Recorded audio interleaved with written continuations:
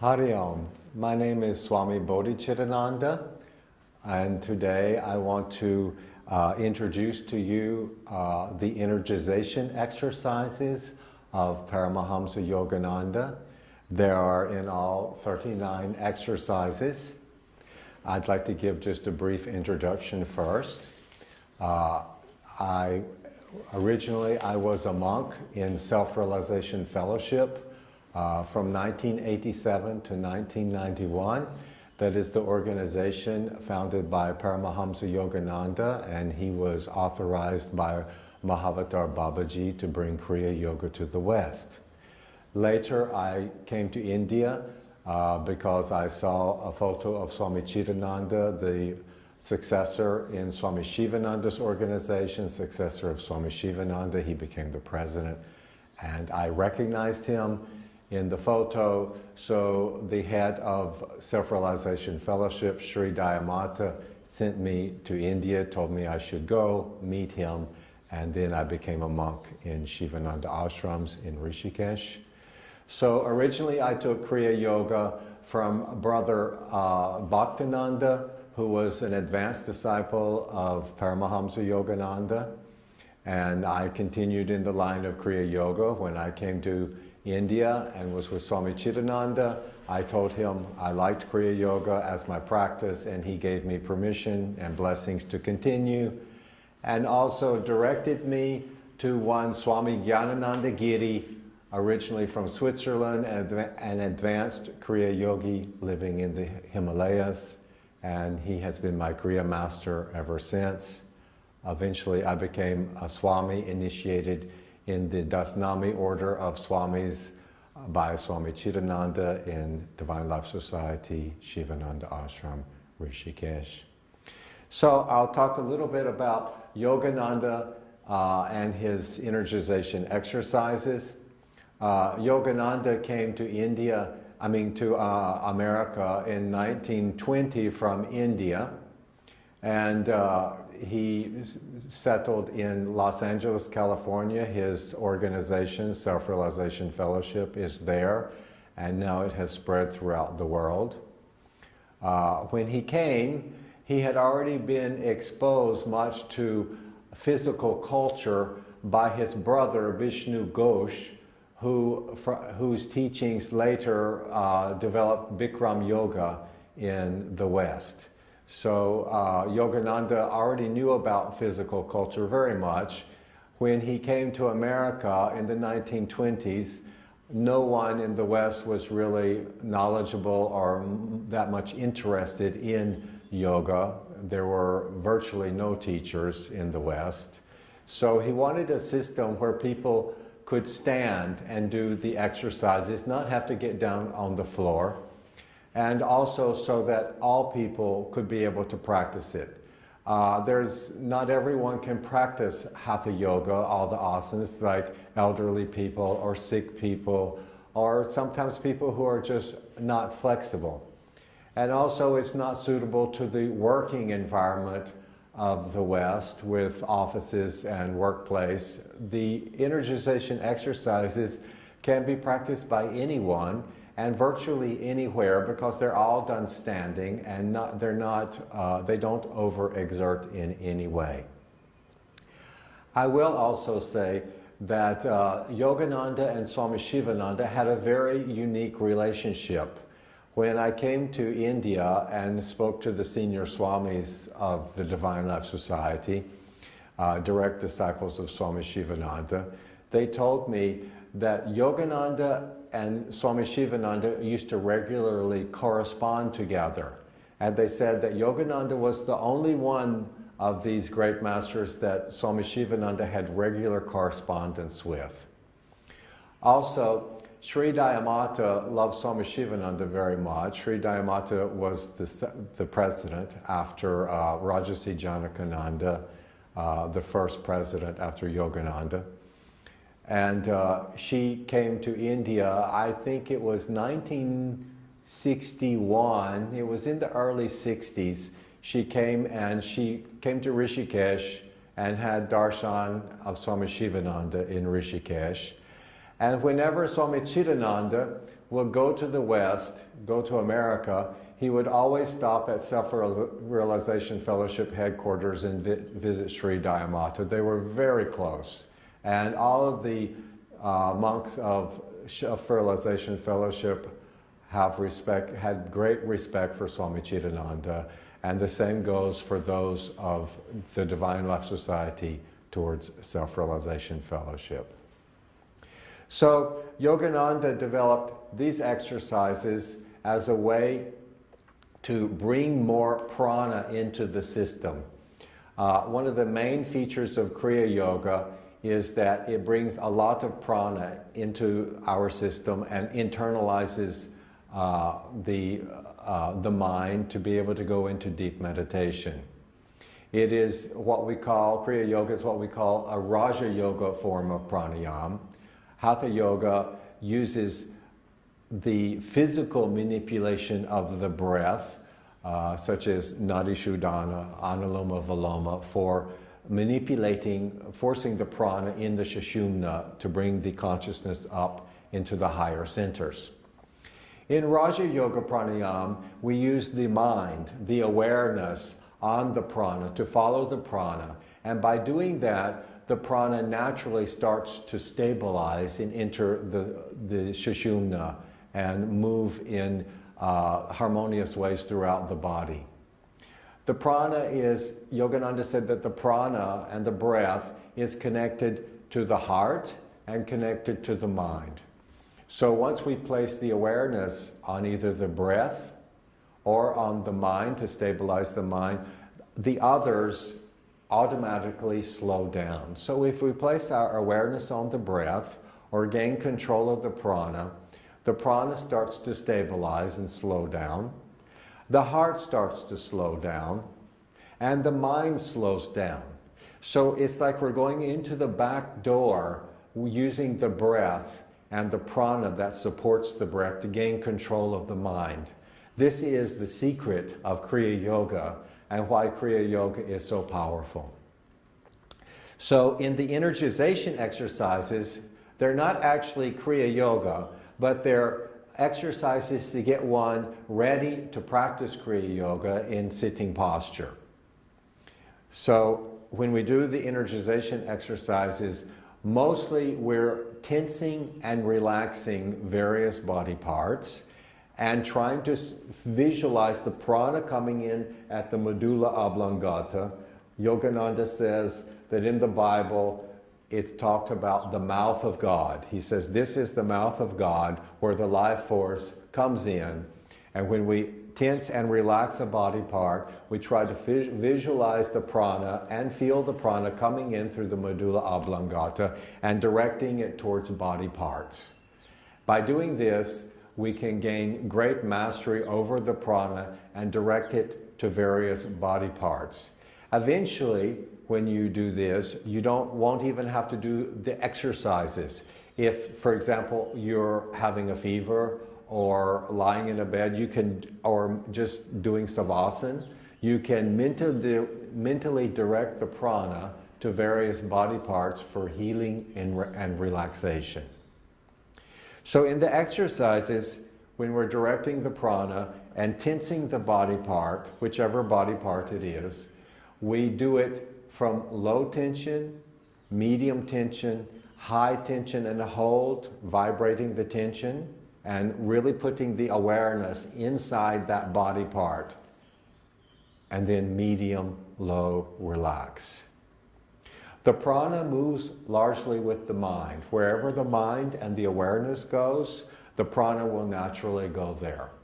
So it's a very powerful way to direct healing to any body part and to bring relaxation and remove any blockages in that body part.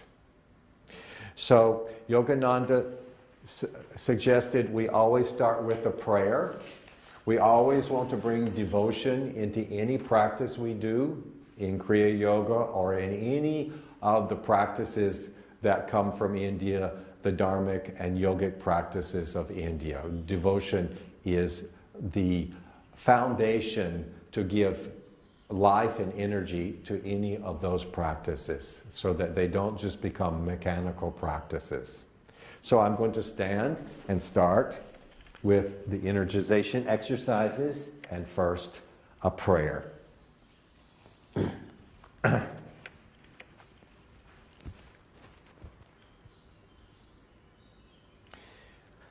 Heavenly Father, it is Thou who dost directly sustain my body.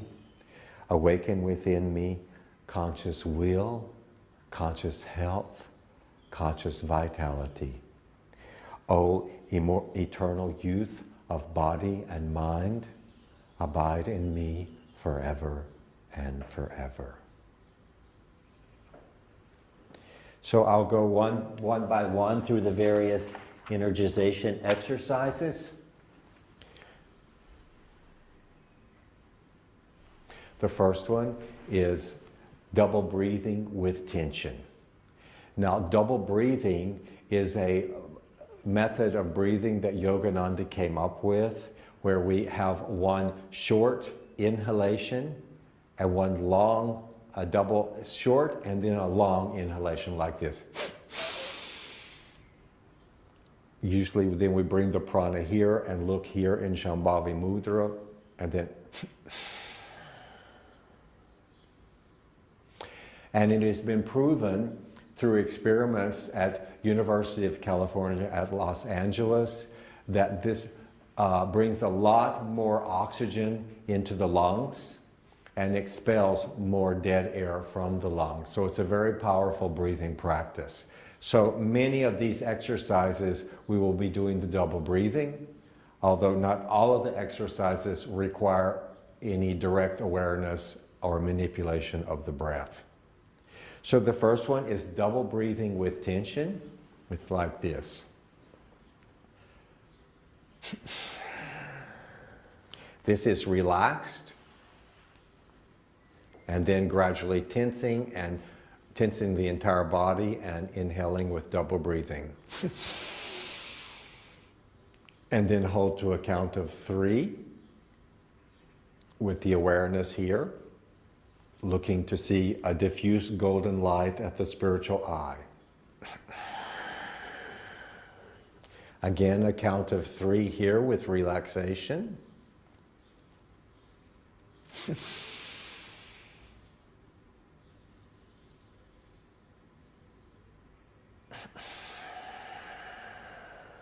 Again, 3 here, relaxed. Tensing with double breathing. Low, medium, high, and hold. Medium, low, relax.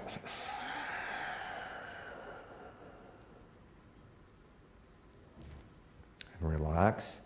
So most of the exercises we do 3 to 5 times. Once you get used to the exercises, you can do them in 15 to 20 minutes. It is said you can do them in 15 minutes eventually. And it's recommended you do them twice a day, especially before meditation.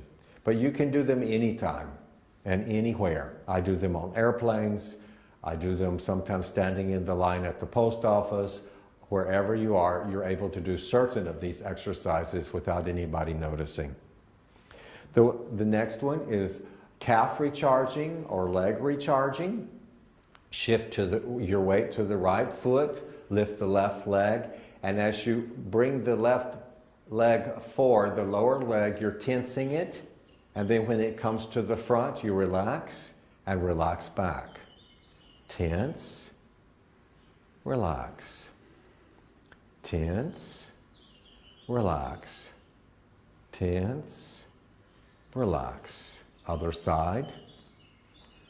Tense, relax. Tense, relax. Tense forward, and when you come to the front, relax and relax back. Okay. Ankle rotation, left foot. 3 to 5 times. Then reverse. Right side. Reverse. Okay. Yogananda says that the prana moves from the left side of the body to the right side of the body. So we always try to start on the left side. Do the left side first. All right. Calf and forearm, thigh and upper arm. We'll do 3 to 5 on the left side first. So first we're going to tense the lower leg and the forearm. And then the upper leg, the thigh, and the upper arm. Calf and forearm. It's low, medium, high hold. Medium, low, relax. Thigh and upper arm.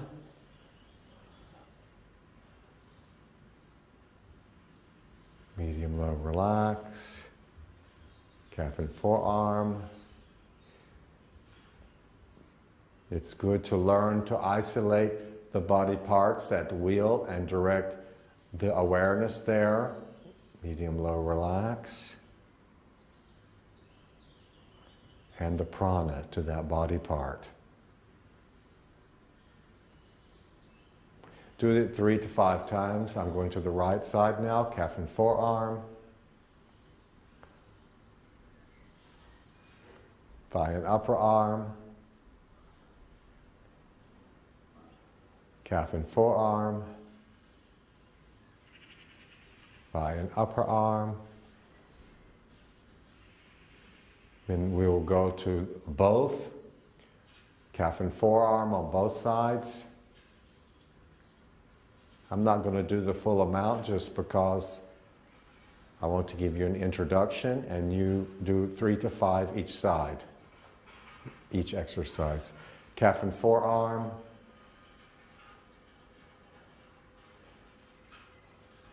Thigh and upper arm. Okay, the 5th exercise is called chest and buttocks. So we're going to tense the the buttocks and the chest and buttocks. First the left side, chest and buttocks, right, left, right, left, right. Then the 6th exercise is back recharging, 3-part back recharging. So we do the lower back, left, right, and then the right side, then the middle back, left and right, and then the upper back between the shoulder blades, left and right. Now, this takes a little practice for most people. They're not used to isolating these muscles in the back, and especially the middle back is difficult. Even for me, it's still difficult to do the middle back, but you can do it. The lower back is not so difficult. Lower left, right in front, right near the kidneys, above the hip bone. Lower right, low, medium, high. Medium, low, relax. Middle back, left.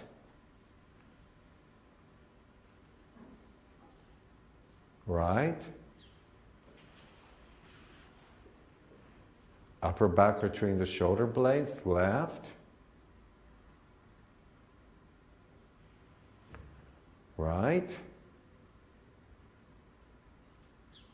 You can do it 3 times total if you like. This one's number 7, shoulder rotation.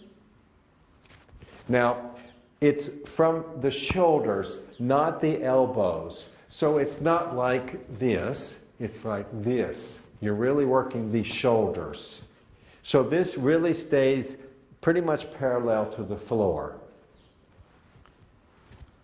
Do it forward first, and then reverse.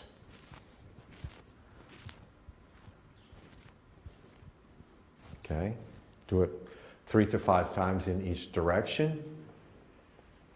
Then throat recharging. So first we're tensing the front of the throat. Then we do the left, and then we do the right. Right, left front, The front, the left front, and the right front. Front, low, medium, high.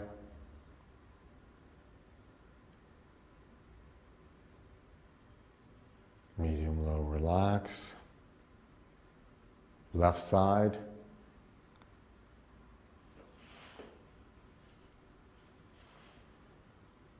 Medium, low, relax.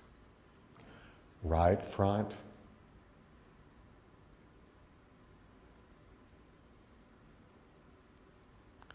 And once again, you do it 3 to 5 times. Okay, now we're doing neck recharging. We drop the chin in relaxation drop the head to the chin, to the chest, chin to the chest in relaxation. Then as we come up, we're tensing the neck. When you get to the top, relax it and drop again. Tense, relax and drop. Tense, relax and drop. Okay, neck rotation. We do small circles and we keep a little bit of tension to give support to the neck. The neck is very delicate, so you want to be careful with your neck. So it's first small circles with a little bit of tension. Reverse.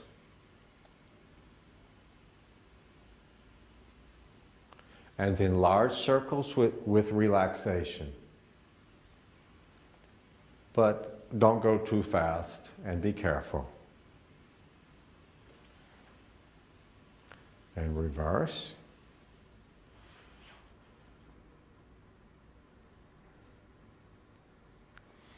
All right, then we do number 11 is spinal recharging. This one's a little difficult for a lot of people, especially in the beginning, and it takes a little coordination of the mind and the body at first, because you're twisting the lower body to one direction and you're using your foot to push, and the other body, upper part of the body, to the other direction, like this.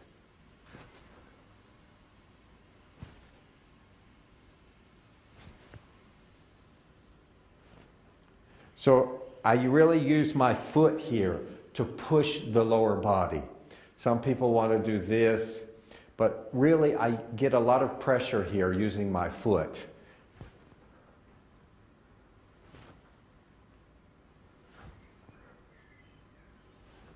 Okay, that's spinal recharging. Do it 3 to 5 times each side. Okay, number 12 is spinal rotation. Put your feet maybe 2 feet apart. Put your hands on your hips. Try to keep the hips stationary. You're moving the upper body. You're not moving the hips so much. So it's like this.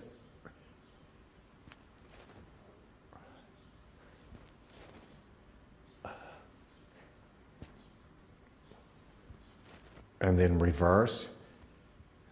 Of course, as I told you, I'm doing them shorter. You can make them longer. Okay, number 13. Spinal stretching, side to side.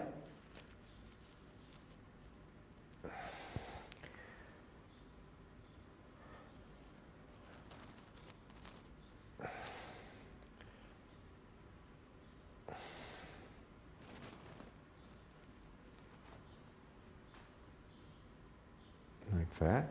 Number 14 is spinal adjustment. I hope this thing doesn't get in the way. I think I can move around it. So we're going to start from the lower vertebrae and go up one vertebrae at a time, pushing to adjust the back. And I like it like this, with using the first 2 fingers, it's not the knuckle, it's these, what do you call that?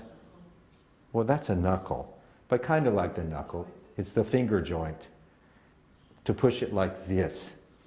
You can also do it like this if you want, but the main point is to bring the hands right together on the vertebrae on each side of the spine and push right there on the side of the spine to help adjust the vertebrae.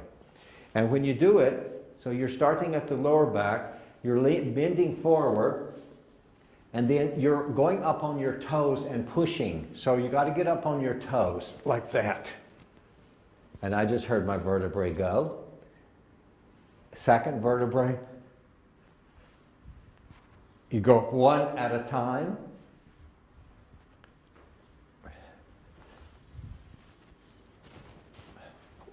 Go up as high as you can.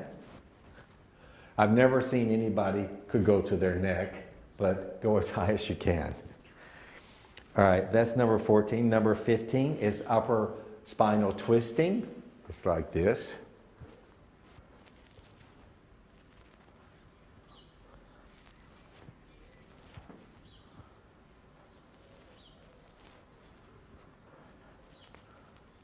Like that.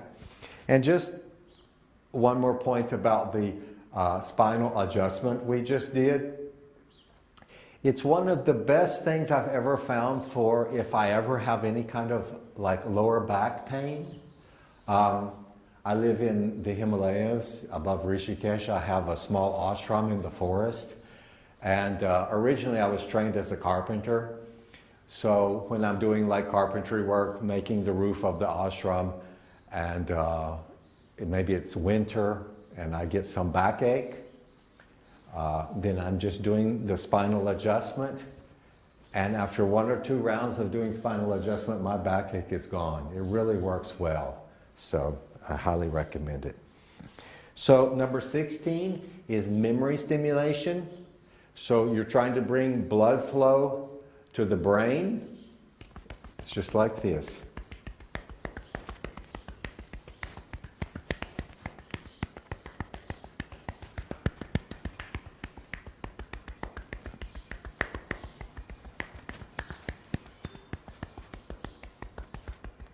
And then scalp massage, using the fingertips to massage the scalp in a circular motion.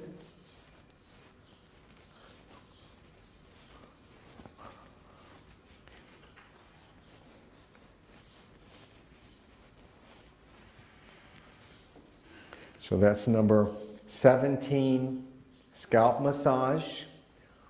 Then number 18 is medulla massage. We use mainly the 3 fingers of each hand to massage the medulla oblongata in a circular fashion. Then reverse the direction. And then tense the neck and push with the 3 fingers of each hand into the medulla. As you're tensing the neck, push it back, and then relax and push it down, chin to the chest. And then come up and do it again. Circular motion, massaging with 3 fingers of each hand. Tense, relax, and push. Okay? Do it 3 to 5 times, just like the others. Then biceps recharging, number 19. Left side, low, medium, high, the biceps. Medium, low, relax. Right.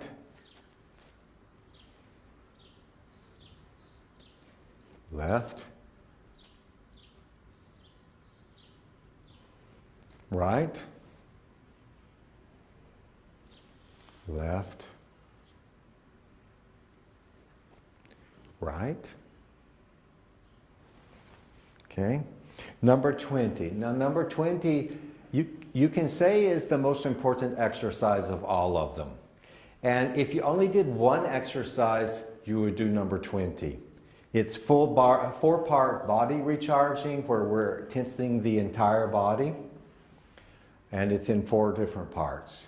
And this exercise, Yogananda says, as soon as you wake up in the morning, before you get out of the bed, you do this exercise.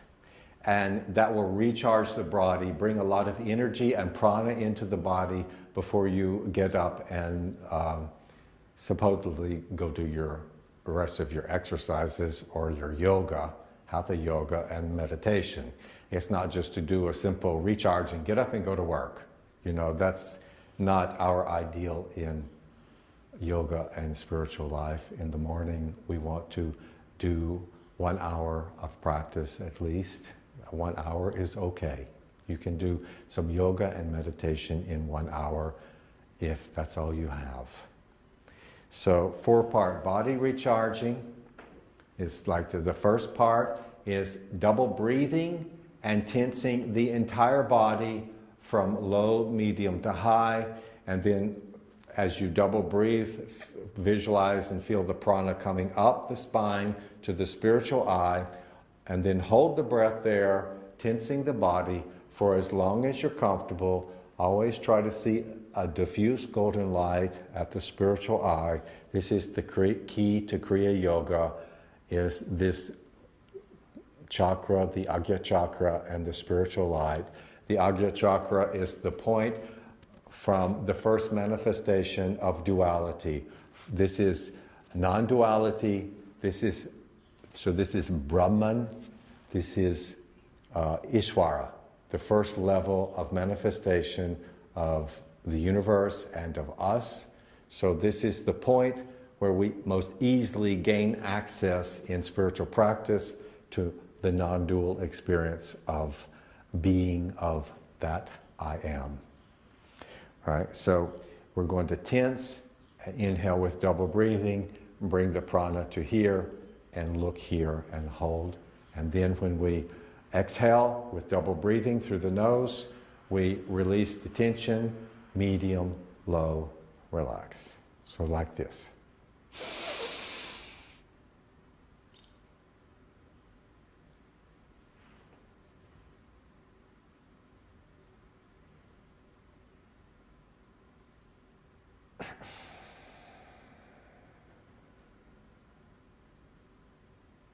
You can do it 2 or 3 times if you like.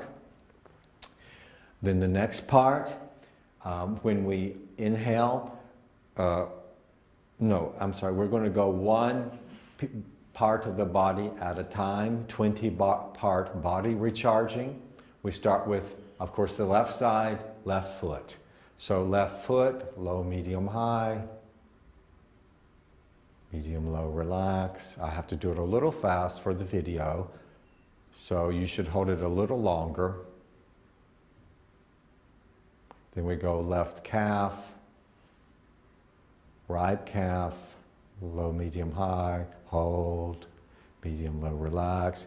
Make sure you put your awareness inside the body part and explore it and feel the prana moving to that body part. It's very important.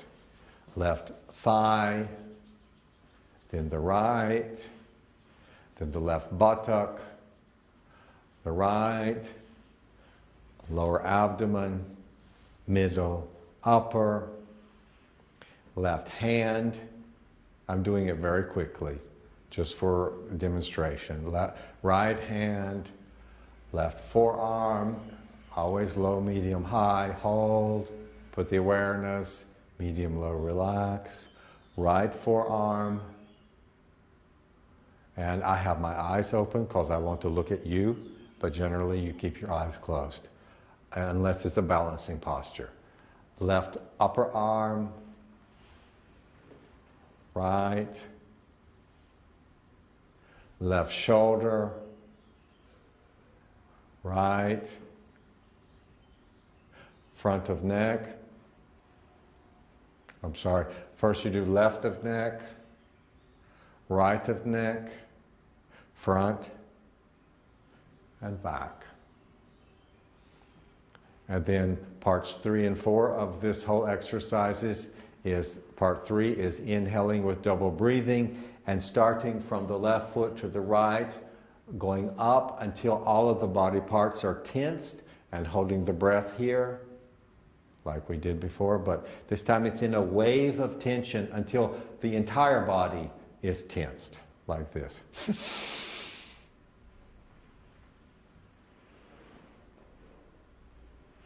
Then when we release, we hold it as long as we're comfortable looking here. Then when we release, as we exhale through the nose, we drop the chin to the chest and then relax, going down, right to left and going down. Complete the exhalation. So that's the fourth part, the exhalation. So my guru, Swami Yogananda, he is originally from Switzerland, my Kriya master. He lives about an hour from Rishikesh. He walked to India in 1952 from Switzerland after reading autobiography of a yogi. And he joined Yogananda's organization in Calcutta and Ranchi in India, Yogoda Satsang Society of India. It's the sister organization of Yogananda's organization in America, Self-Realization Fellowship. And he told me that when he was in the ashram and he was in charge of the lessons, the Kriya Yoga lessons, that this exercise was the only energization exercise they had. So it was the first exercise that Yogananda came up with in this whole repertoire. And it's the most important. So you can do it anytime, anywhere. So you can do it lying down, like if you're doing Hatha Yoga and you're in Savasana, that's also a good time to do the energization exercise, to the 20-part body recharging and the 4-part body recharging, number 20, so that you can completely relax the body to go fully into Savasana and even doing Yoga Nidra. It's a good way to start Yoga Nidra. All right, number 21 is weight pulling in the front. So we tense going up, low, medium, high, and tense, and then relax, and then tense going down, and relax. Tense, relax, tense, relax, tense, relax, tense, relax, tense, relax, tense, relax. Number 22 is double breathing with tension, with the elbows bent. So here we're relaxing on the exhale, double breathing. Hold to 3 here. Then tensing with double inhalation. Hold the awareness here, always in Shambhavi Mudra. Very, very important.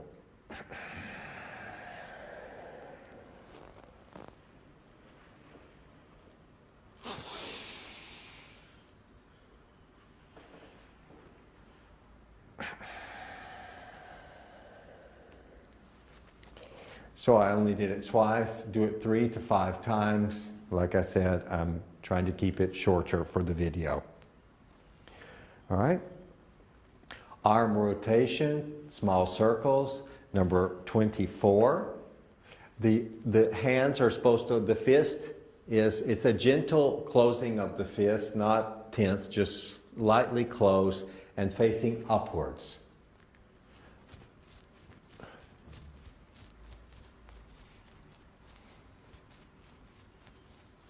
Reverse.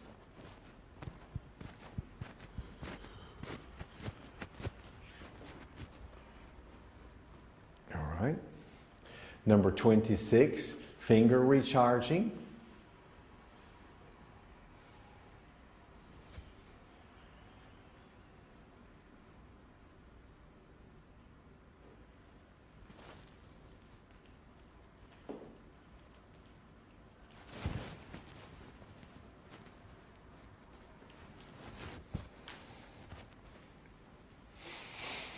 Number 27, 4-part arm recharging.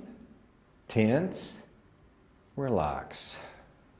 Tense, relax. Tense, relax. Tense, relax. Tense, relax.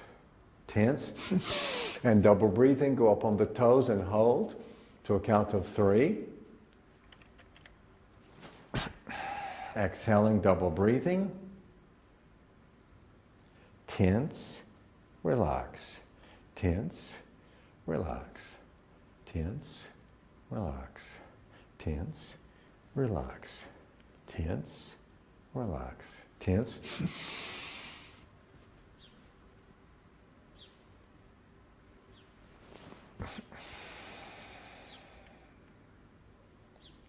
Single arm raises with double breathing and tension. Tense going up and relax going down. Tensing, inhaling, looking up. Exhaling and relax, double breathing. Right, tense. Relax. It's a medium, low, relax. So you're relaxing as you're coming down and you're tensing gradually as you're going up. So tense. Relax. Gradually. Tense. Medium, low, relax. Like that. Okay, number 29. Stretching from side to side. Sometimes I forget the names because I mainly just practice them. And actually, I have to say that I don't always practice the energization exercises personally because I like yoga, hatha yoga a lot also. But both of these exercises do different things. If you have the time, I recommend you do them both. Or if you're not in a place where you can do hatha yoga, then do the energization exercises. And they don't take as long. You can do them in 15 minutes, whereas hatha yoga, for me, takes at least 40 minutes to do enough that I feel like I've done a full amount. So they're both very different in their own ways, and I recommend both of them. Of course, when I was a monk in the Yogananda ashrams in California, I did these every day, and I did yoga. But we averaged, as monks there, we averaged about 4.5 hours of meditation a day, because we had 2 private meditations a day and 3 group meditations a day. And then on Sunday, we fasted and kept mauna the whole day. And then we were supposed to do a long meditation, 3 to 5 hours. Okay, so lateral stretching, side to side.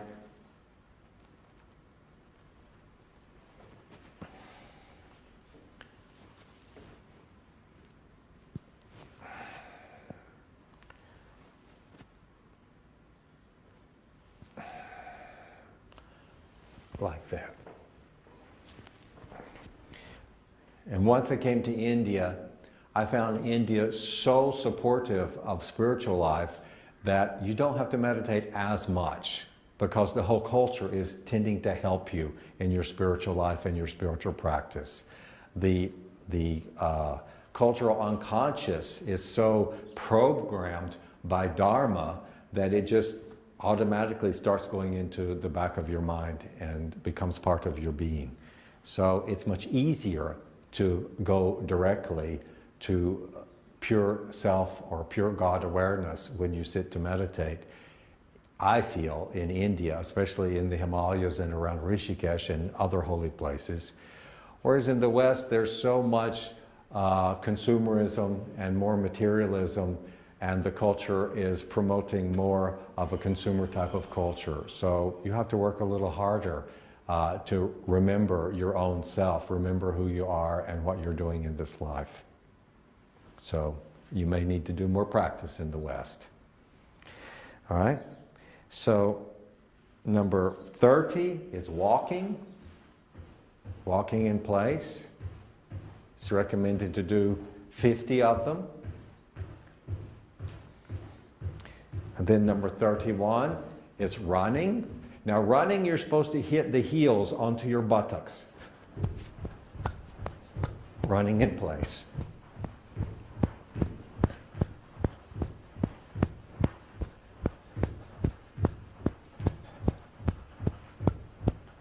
And walking, you should get your knees up a little bit, actually. Okay. Number 32 is fencing. Now, fencing is when it's the opposite arm and hand forward, arm and leg forward. So I'm like exhaling. Now, this whole side is tense. The left arm and left leg, I'm tensing. Then relaxing and tensing. This is tense. Left side tense.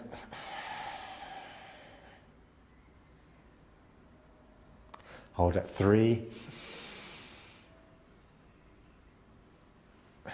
Right side tense.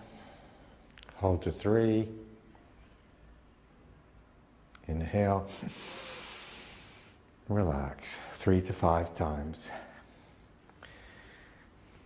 Number 33 is arm rotation, large circles. We're tensing going up, inhaling.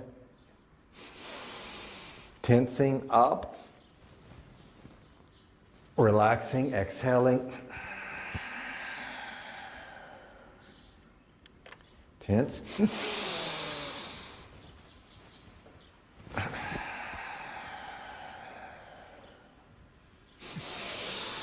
Of course, this low, medium, high, and hold, and medium, low, relax. And then reverse.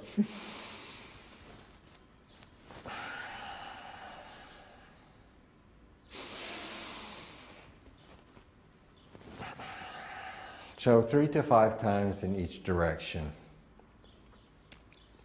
Then we're doing Nali, which Yogananda simply called stomach exercise. So I'm going to exhale through the nose, go down, and then I'm going to draw the stomach up into the chest with holding the exhalation out, and then massage it in and out. So the stomach's going in and out, up into the chest and out.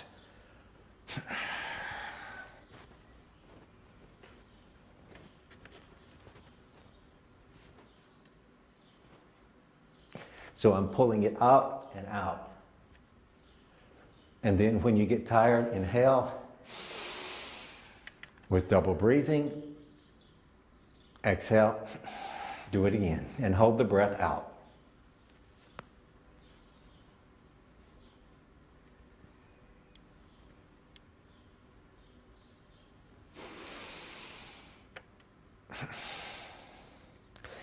And then for 35, 36, and 37, Yogananda repeated the first 3 exercises. And to tell you the truth, I don't know why, but he did, and we do it. So left side, leg recharging or calf recharging. 3 to 5 times, right.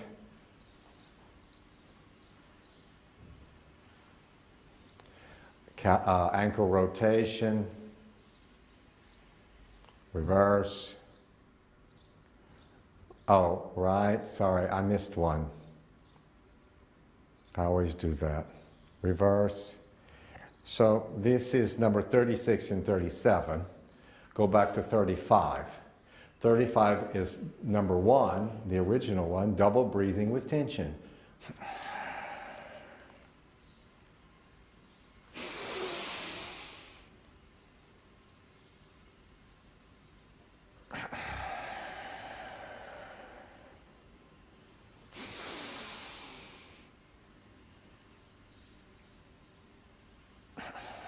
Again, 3 to 5 times. Then do the leg recharging, both sides, and then the ankle rotation. And then it's leg rotation, large circles with relaxation. So the leg is completely relaxed because you're kind of wanting to release the hip. Really relax the hip and release it. And reverse. You can put your hands on your hips. Then the other side.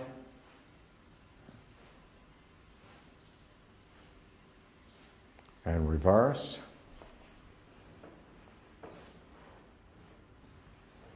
And relax. And the last exercise is double breathing with relaxation.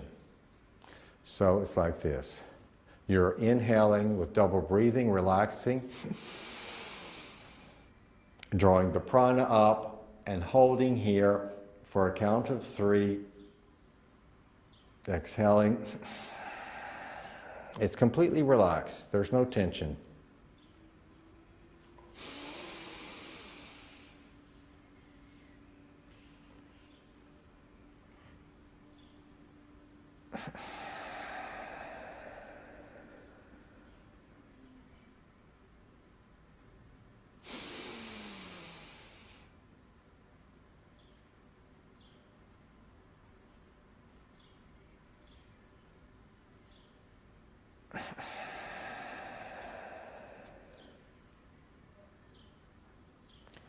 And then relax. So here they're listed as 39 exercises, and sometimes it's listed as 38 because they combine number 36 and 37 as one exercise because you're repeating from before. So then normally we sit to meditate, or we can do Mahamudra, and then like if it's in the morning, usually I would prefer to then sit and meditate and then do my yoga asanas after. If it's in the afternoon, I like to do my yoga asanas first and then sit and meditate. But we like to meditate twice a day or more.